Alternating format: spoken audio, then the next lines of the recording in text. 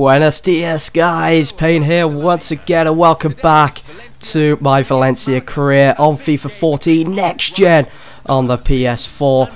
Pre-season is well and truly over now and it's time to get down to business. The Liga season starts here. Valencia kicking things off with a game at home against Malaga. Now this video will probably be shorter than usual because our third game into the La Liga season is against Barcelona at home, and I've decided that I will record the whole game. It's going to be something like 20 minutes long for you guys to enjoy. It's going to be a real test for me with this Valencia side. As you know, in the summer I've only brought in the likes of Douglas Costa and Fidel. They're not world-class players that are going to come in and completely change the team around. So we're just going to have to work with the players that we've got, see what type of result we could get out of the game against Barcelona, and I'm sure then that'll give me some sort of idea of what type of results we'll get against some of the biggest teams in Europe if we can make it to the Champions League for next season. I mean, this team, it's got a great selection of both young and old players, and that's why I didn't go all out in the summer and bring in so many players that completely changes the team, because Valencia, if you ever take the time to actually go through their side, they've got some great youngsters. They've got the likes of Canales, who's at the age of 23 and he's got the potential to grow to an overall rating of 84. And I just basically want to work with these players throughout the season. I don't want to be bringing in too many players, as I say, and just completely change the team so dramatically. Another example of great youngsters and great depth within this Valencia side is the youngster from Argentina, Federico Cartibia. Hope I pronounced that right. And he already possesses the promise, the potential of being something special. I know acceleration isn't everything, but he's already 83 rating for acceleration. He is such a beast when trying to put the opposition under pressure, chasing down the ball. It's great stuff, and he could potentially be a game changer later on in his career. So I can't wait to start using him a lot more among many other youngsters, and you guys will probably see that. You'll get to reap the benefit of watching these videos, of seeing the youngsters develop as we go through the many seasons ahead. That's if I decide to maybe do 4 seasons. I'm not too sure just yet, but I'm going to see how I get on this season. I mean, you guys thoroughly enjoyed the first episode that I put out last Thursday, so who knows, maybe Valencia is my new side to actually cover here on FIFA 14.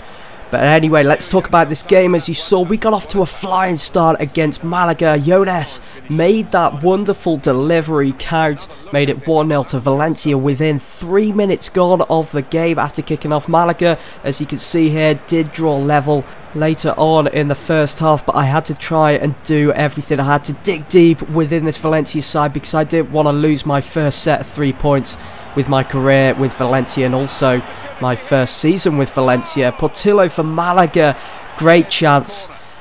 Fired that one at Diego Alves. I think if I was playing against someone online, they probably would have gone for the sweaty there. The opportunity was there and he probably should have done that, and they probably would have been 2-1 up against my Valencia side. But no, he fired at Diego Alves, went out for corners. You saw nothing came of that, and the game still stood at 1-1. So great chance in the second half to turn this one around in favour of Valencia, of course, to go ahead and pick up those 3 points. Banega swings it across, finds Faguli, who heads that into space for Douglas Costa. There just wasn't enough power, was there, behind that half volley for Costa to finish, as the ball just sails into the arms of the goalkeeper. But Jones on the 74th minute, what a wonderful finish from him, making it 2-1 at home to Valencia. I don't know what it is, but I love goals like that. He comes running in one-on-one with the keeper, and the keeper, he like anticipates it. He goes down onto the ground, and as you can see here, Jones just chips that over the top of the keeper as he goes down. And the final score was 2-1 to Valencia. Not a bad result considering that it was my first competitive game with Valencia. 2-1 final score. Jones getting on the score sheet twice for Valencia, and of course we pick up those 3 points. We then had to move on and focus on our next fixture, which was away against Espanyol. The best thing about not having the Champions League this season is that we have a week, or maybe even 2 weeks, or maybe even 3 if there's an international break for the players to rest. So every game that's coming up in the next couple of months, all of our players are going to be fully fit, unless of course one of them gets injured. And take a look at this as well on Next Gen. They're focusing on a player sat on the subs bench. What more could you wish for as a FIFA fan? How cool is that? And they've got a little bit of story behind it. That's what we need more of that. Maybe in FIFA 15, it certainly makes things interesting, it makes things more realistic as well, because in real life we have the media that make up stories, that report real news as well when it comes to football, and the commentators pick up on that, and that's what we need. Things like that in FIFA, and I think maybe FIFA 15 is the place to do it. I'm sure EA have got that covered. As you can see here in this game against Espanyol, Fidel running rampant down that left wing for Valencia. Now, when I signed him up for Valencia in the summer, I wasn't expecting him to put in great performances straight from the off, but he did magnificent in this game against Espanyol. Look at this replay, just look at Fidel's reaction as he misses that sitter, an opening goal. The goal was gaping, just like, look how he falls onto the floor. It's like he's just given up on life. He can't believe that he's just missed the chance to get his debut goal for Valencia and open up the scoring in this game. So unfortunate. I think what my trouble was there, I just got overexcited, if you will, and just pressed down that circle button, and he just smashed the ball well wide. But nevertheless, as I say, he was running rampant down that left side for Valencia. He wants to start every game, so he's going to be putting in those performances, isn't he? But Espanyol did open up the scoring in the second half. It took all of 51 minutes to get the first goal of this game. We now had to come from behind to try and pick up another set of 3 points. There are some moments whilst playing in La Liga. I'm not too sure whether any of you guys have actually had a career mode actually playing in the Spanish league. Let me know in the comment section below if you have and what team it was. But I find it sometimes very frustrating. There are some moments that just make me think, well, that wouldn't have happened in the Premier League, or why are the players running so slow? This isn't right. I just have to get used to it, I suppose. Maybe it's just next gen, you know, getting used to that. I'm not too sure. But anyway, guys, let me know in the comment section below if you have had a Spanish career mode, what team it was with, maybe who the players you had, the transfer budget that you had as well, maybe what your favourite game was with that team that you managed. But things went from bad to worse in this game, as you just saw. Sergio Canales, the youngster of 23 years of age, had to come off injured. I did bring him on and swap him with Douglas Costa, who could fill that position just perfectly, as we saw in our first game of the season against Malaga. But Canales, he shouldn't be out for too long. He picked up a bruised shoulder, which, going by FIFA, I think that's only about just over a week, 8 days.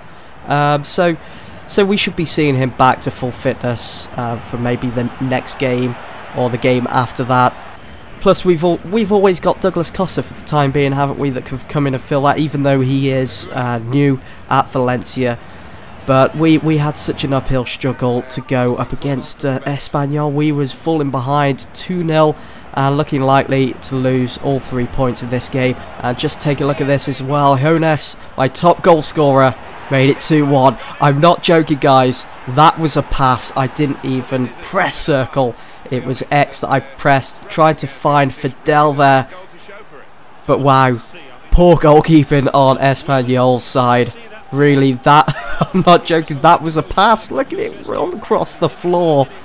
And then luckily for me, the ball just clips the post there, and it's 2-1. I think that moment could go down as a WTF moment for the end of season awards. What do you think, guys? Let me know in the comment section below. But we came ever so close to making it 2-0 there. Jonas just didn't take his time, or I was rushing. I really wanted to get back into this game. And Fidel, one-on-one with the keeper, went for the finesse shot. Really shouldn't have done that, and it just goes wide of the mark.